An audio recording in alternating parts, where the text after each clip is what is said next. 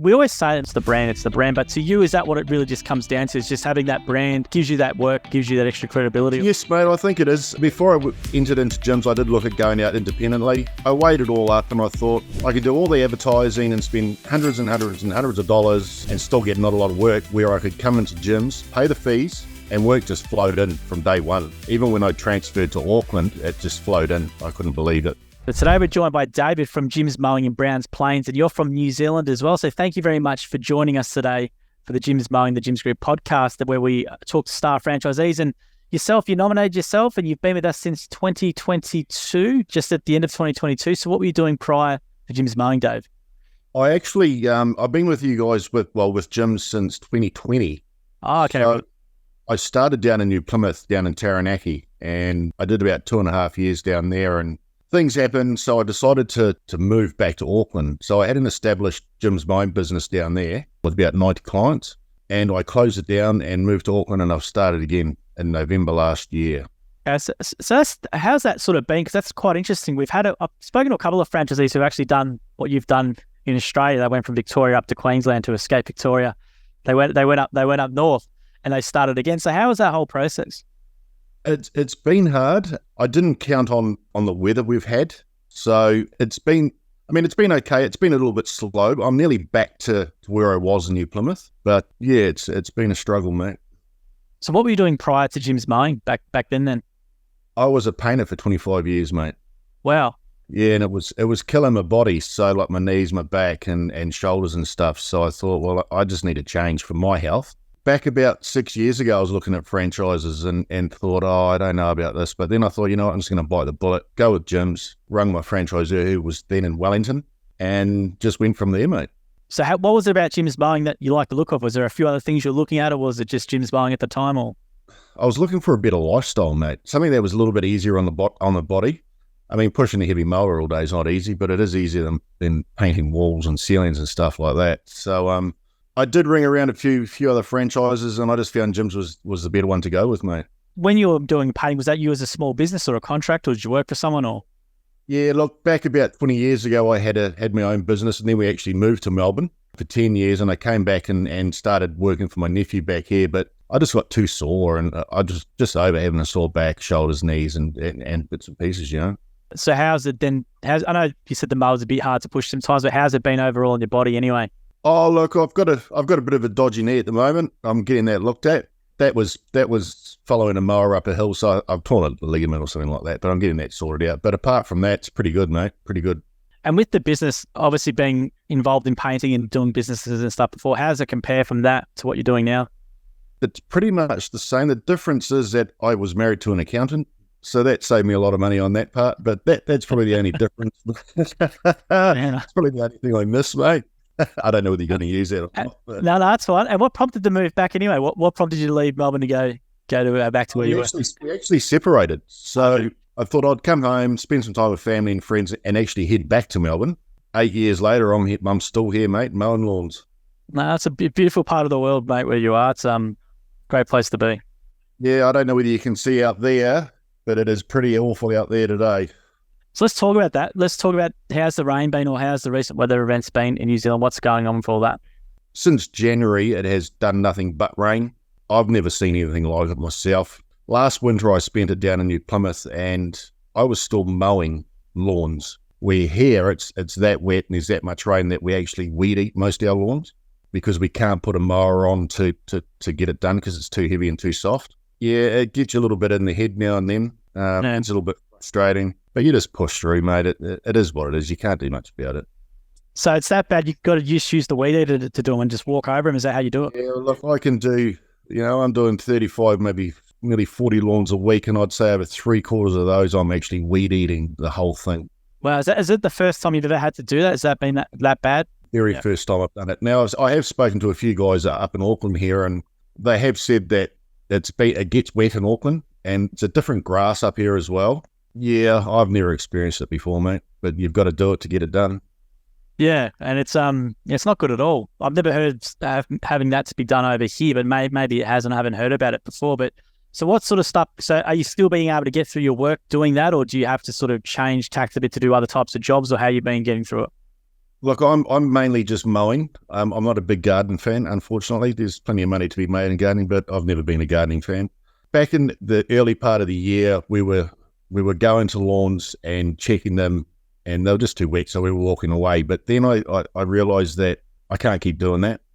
And I spoke to Gary, who's my franchisor, and he mentioned about the weed eating the lawns. So since then, I've just been doing that. And so we're not falling behind at all. I mean, you have the odd or so, but Yeah. that, And is there a type of difference to the finish of the job from that perspective, or is it just the same, or how is it? oh, look, sometimes it looks better, and then other times it's because it's so wet, you're leaving boot marks everywhere, so you're not covering the boot marks up. I'm a big fan of leaving a property tidy and looking really, really nice. I mean, you've got to do what you've got to do to get your work done, mate, and I've had no complaints about it so far. That was going to be my next question. Yeah, what do the customers think about it? Or are they just understanding of the situation, I guess? And I personally don't think they even realise that what's going on. So as long as their grass is cut, mate, and their property looks tidy, I think that's all they care about. And what's to you, Dave, is the difference between, let's say, Jim's Mowing and other independents? Because there's a lot of independents in Australia and New Zealand who chuck a thing in the back of the van or the car and drive around and undercut us and stuff like that. So what to you is the difference in the difference? I was talking to a guy the other day when I was getting my knee looked at. Actually, he's an independent out West Auckland. I'm on the North Shore, and I was saying to him, what's your hourly rate? What do you try and base your hourly rate at? And he was like, $60 an hour. And it's like, wow, I don't know how he can live on that kind of money. But we get the odd lead through from, they used to have an independent, you go through, quote it, and they always say, oh God, that's double to what my last guy was doing. But I say to them, look, you don't realise that we're all insured, we're police vetted, so that you can't go wrong with us, really. And you'll be there as well on a consistent basis. There's a lot of times. Oh, that's it. Yeah. And we're fully uniformed out. We're always tidy. So, until you get wet and dirty. Yeah, and also the customer's got someone to call back on if something does happen or they're not happy or whatever. They do have another level if they need to as well. Yeah. And I'm not going to lie, I've had a couple of those, and I've just gone back and mowed it again for free and made them happy. Is that to you the big difference then for customers? They're just paying for that extra protection. There's a bit more of vetting that's been done, and if they do need something, they can come back to us. So. Well, yeah, that, and I think Jim's is a really well-known brand, isn't it? It's been around for years and years and years. So I think if you Google it on a lawn mowing on the North Shore, Jim's comes up straight away, So it's I think that's why we get all our work. Well, I went over there to film a bit of content with Jim's, and I was surprised how well, I wasn't surprised by it, but I got in an Uber and someone saw my Jim's group shirt on and said, I like Jim's Mowing. I'm like, yeah. So it was quite surprising to me how well-known the Jim's Mowing brand was in New Zealand. It's been around there for a long time. Obviously, you come from Australia and then to New Zealand. It's amazing how it's sort of gone across both. Yeah. Look, I have actually just done a TV show. I don't know whether you know about that, the New Zealand Today show that's going to be happening. Yes, I do, because some guy come and film with Jim here, host of it. Guy Williams came over and pretty strange questions, yes. Yeah, well, I got interviewed by him as well, mate. So, was that you? Okay. Yeah, that's me, mate. Ah, well, there you go. He's a bit different, old guy, a bit different. Jim come in, I don't know if I can say it, but I will say it because it's a podcast, it'll be right. But he basically asked Jim a few private, personal questions that were quite on the nose for Jim, because Jim can be a bit of a prude sometimes. So it's going to be quite an interesting story. So what did he ask you about? What was your part of the story about? A lot of it was scripted, to be fair. Like, I can be quite a character, and I do have a bit of a potty mouth, but I try to keep that under control because of Jim's, the branding. Yeah. But he was just asking me who Jim was, where Jim's from, why am I not called Jim's Mowing? Because Jim's name's Dave, and my name's Dave, and just all that. Yeah. I mean, my franchisor was there, and he was laughing his head off, so he obviously thought it was funny, mate. He was quite a character. We didn't know who he was, and he come into the office and started, just asking Jim all these sort of things. It was quite interesting. But how big's that show over there? I don't know too much about it, but how big is it? I had never even heard of it until I actually got contacted by New Zealand Today. But if you get on YouTube, you can check it out. It is pretty big. Yeah. And and it's going to be out in, I think, October maybe, is it? Or do you know when it's going to come out? I did ask him, and he said, no, probably next year. They're behind. So we'll see. And what answer did you give him? Why was it not called Dave's Mowing? Or what answer were you telling him? Oh, it's just, I didn't really know what to say, It was like, well, I don't know, mate. I'm Dave. I'm not Jim. And, it's just, it was okay. But I thought it was going to be a lot funnier than what it was in my head. because I couldn't really be myself. Because it was like I'd say something and then they'd come around and say, "Oh, can you say this and say that?" And it's like, "Oh, well, all right then." But I'm sure they'll make it funny, man. Well, that's the way they wanted to edit it, unfortunately. But it is a bit ironic that people want to know, but Jim's name is David and it's David James. And we do get that question a bit, why isn't it Dave's Mowing? But it doesn't have the same ring to it now, does it? No, it doesn't have the same ring, no. And they did ask me why I didn't go out by myself. And I just said, look, I'd never get the work that I've got without having gyms behind me, you know? Well, just how, because like we always say it, like it's a very, sometimes it can seem like a wishy-washy statement just to say, oh, it's the brand. But to you, is that what it really just comes down to? Is just having that brand just gives you that work, gives you that extra credibility, or is that what the meaning to it is? Yes, mate, I think it is. I mean, before I entered into gyms, I did look at going out independently, and I weighed it all up and I thought I could do all the advertising and spend hundreds and hundreds and hundreds of dollars and still get not a lot of work, where I could come into gyms, pay the fees, and work just flowed in from day one. Even when I transferred to Auckland, it just flowed in. I couldn't believe it. Yeah, I don't think I'd go with anybody else. I have been talking to another couple of franchises, the guys you see out on the road. Yeah. And they don't get a lot of support. So, I mean, we get as much support as we need, mate. So... Yeah, and how is your franchise org? You would have had maybe change from one going up to where? So with Gary Turt now, I think, up there? Yeah, I am. Yeah, I was with Gavin McGlashan in Wellington. Coming up here to Gary. Gary did my training, my business training. So I knew Gary right from the start. And, Gary's a great guy, mate. Does anything for you. He's so good. And what sort of support do you need or do you require from him then? Look, I don't need a lot of support now. It's mainly, if I've got something in my head, I just need to get out. Like you get a bit stressed out with all the rain and stuff like that. I rang him this morning and said, it's still in my head and it's raining again. When's this rain going to stop? I was just venting to him, mate. So he's really good like that and he doesn't mind. I think we all need to vent to somebody at some stage, mate. Well, how are you looking after yourself? And is it just by bringing up someone and venting about the situation? Because there's not much you can do about it. But was there other things you're doing? Like, do you have any hobbies or something you go and do to take your mind off it, or what have you been doing? Look, I like to travel a lot. Yeah. So my partner, we travel quite a bit. We just got back from Rotorua the other week. Apart from that, movies or something like just take your mind off things, mate. And yeah, a bit of rugby, motorsport. Yeah, a few losses, which is surprising. You're so used to turning it on and they win. I tell you what, we've had it this year. We won't even make the semis, I don't think. Oh no. But I was going to say, what's your top 3 travel places then? Something a bit different.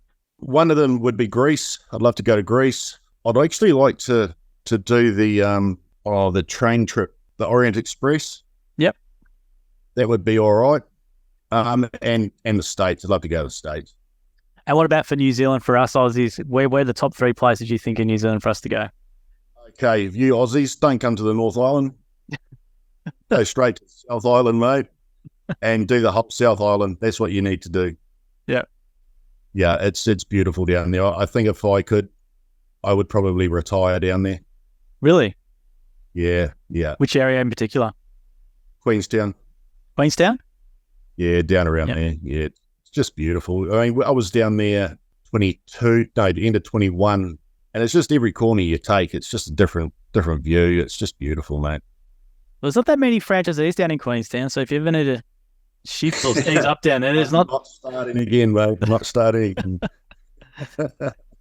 So what was your advice then to how to build a big business or how to build a business? Was it something where you just provide good work, or was there anything, did you do any local area marketing, or what were you doing to build up your client base?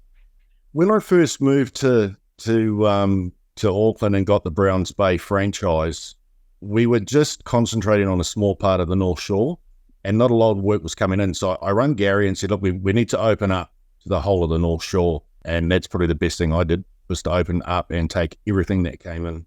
And once you've taken everything that's come in, is there something you're going to try and condense back a bit, or is there something you just kept in place? Or yeah, look, I've had my leads on, but because of the rain and the weather, we've had no work come in. It's just gone dead. And now with my knee, I really don't want to take much more on until I can get and find out what's actually going on in my knee. I mean, it's ligaments, but we could get away with an injection, or it could be a bit of surgery. So we'll see. I hope it all goes well. I've had 8 knee surgeries myself, so I know you're pain with the knees. I had 4 surgeries on my left ankle, mate. So that was painful. Yeah. So yeah. Bloody hell. I was going to say, what type of equipment then are you running in your setup? Is there any gear you recommend, or what sort of setup do you have? Oh, look, when I was in Taranaki, we used a lot of Testerosas. Okay. They're the red one, right? The plastic body ones with the fan underneath. Yep. Down there was perfect because everything is caught down there. So you take all the grass away and get rid of it. Where when I moved to Auckland, they said to me that I need to buy a Victor mulch mower, 560 mulch mower. And I thought, oh no, I'm not doing that. Doesn't look any good. I'll carry on catching. But I started to with the different grass up here. It was just too hard. It was taking too long. And by the end of the day, I was absolutely shattered. So I brought myself a mulch mower, Victor, and it's probably the best thing I've done.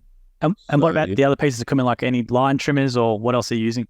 Yeah, I've got an Adamidger and still weed eaters and still blowers. That's all I need, really. Is that the full petrol setup or is there a bit of battery in there? Or No, it's full petrol. I lived on a farm down in New Plymouth and had battery set up and didn't like it, so I stayed away from it. I know we push you very hard, the battery on our end, but there you look this. We talk to different franchisees, and there's always a mixture of setup. Some use full petrol, some use a bit of both, and some use the full setup. But it all depends on their jobs as well. Some might do more gardening, might use a bit more of the battery stuff as opposed to the whole petrol setup as well. But I was going to say, with anyone looking into doing a business like what you're doing, Dave, what would your best advice sort of be for them? What are some questions they should ask, or what are some of maybe the realities of running a business that maybe they need to know about? Be prepared for a bit of hard work to start with, because it's going to be hard when you first get out there. When you're taking a lot of work on, you're gonna get snowed under, and complaints will probably come. So be prepared for that. Once you've got what you want, stop taking work. That's a must, I think. I mean, if you leave the leads on, you're just going to get yourself in more trouble. And buy the best gear, mate. You need the best gear to do the best job. Yeah, so don't skip out on gear. Best gear, yep. And be polite. Always be polite to customers. Yeah, you got some good reviews. I read your reviews before, so you got a good rating. So that's good stuff in there where I got COVID and I made a bit of a hash of it, but hey, it happens, Well, it's good advice though, because people can get overwhelmed. There's a lot to do when you start a business. You're going to take leads, then you're going to learn maybe your accounting software. You've got to make sure you get back to people on time. So there's a lot to take on. So it's a really good advice not to get too overwhelmed. And I use Jim's Jobs app, like on my phone. Good. I love it. I recommend it to everybody.